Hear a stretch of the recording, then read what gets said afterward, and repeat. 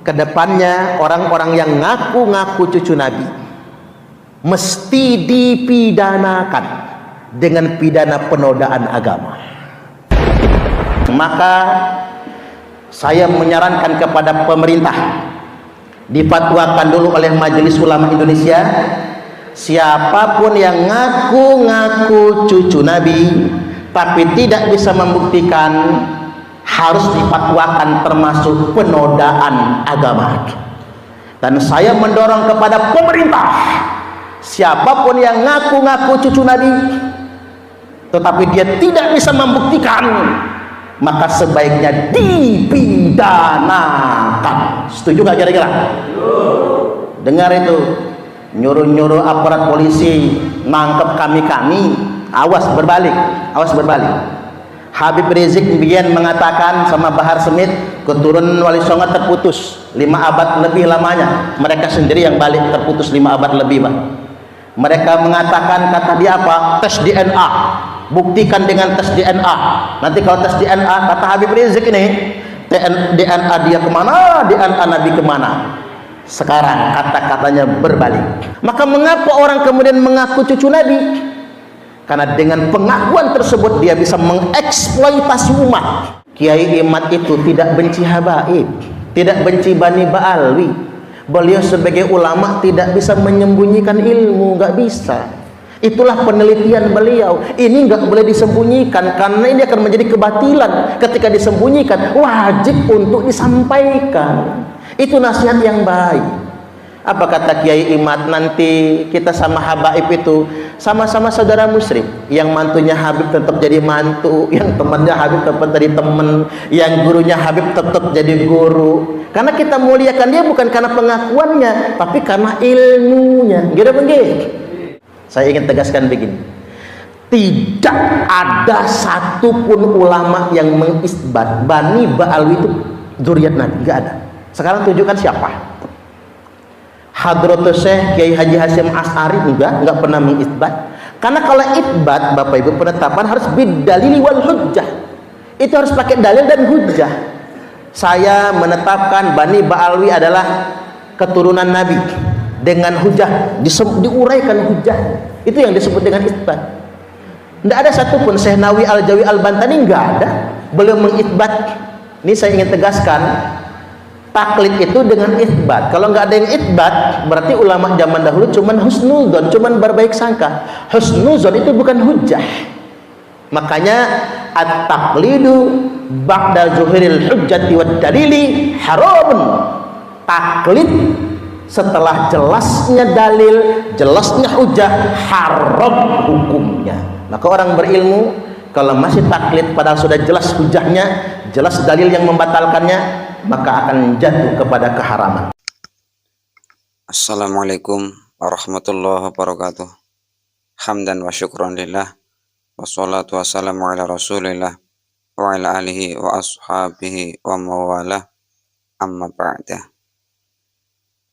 Sangat tegas dan gamblang penyampaian dari Ustadz Suparman bahwa orang-orang yang mengaku-ngaku sebagai keturunan dari Rasulullah SAW harus dipidanakan.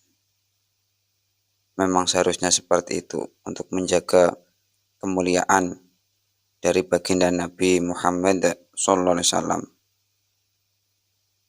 Kita harus mendorong MUI untuk mengeluarkan fatwa bagi siapa saja yang mengaku-ngaku sebagai keturunan dari Rasulullah SAW akan tetapi tidak bisa membuktikan, maka harus difatwakan itu adalah penodaan agama. Orang yang ngaku-ngaku sebagai keturunan dari Nabi tetapi tidak dapat membuktikannya, maka termasuk menistakan agama, penodaan agama.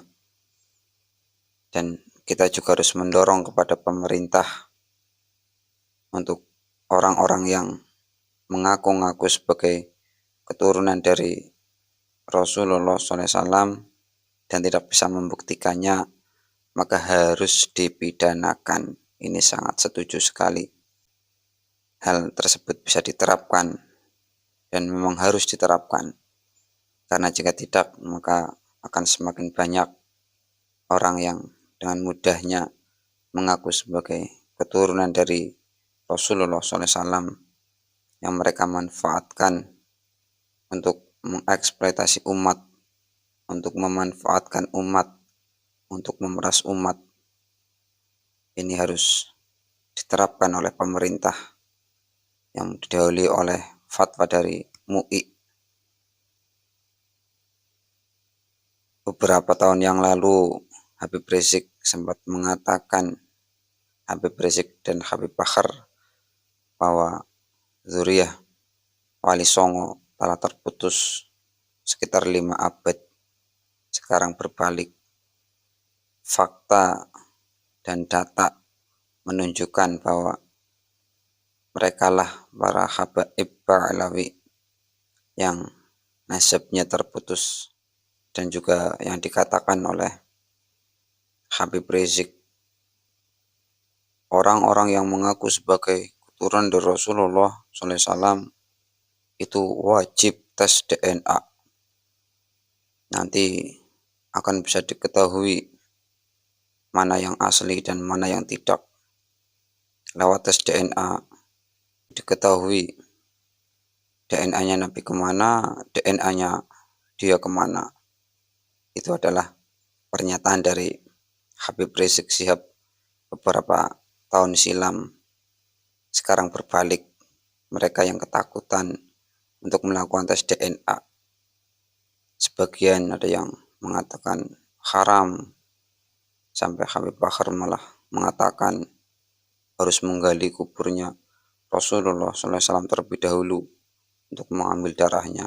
Ini sudah sangat keterlaluan sampai mengatakan seperti itu.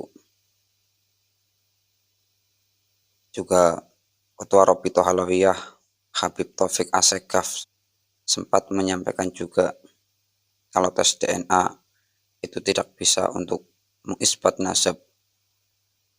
Ya, kalau memang cuma tes DNA ya memang tidak bisa, tapi harus dipadukan dengan yang lain. Kajian nasab diperkuat dengan tes DNA. Jika dari keduanya tidak ada yang nyambung, ya sudah pasti mereka bukan keturunan dari Rasulullah SAW.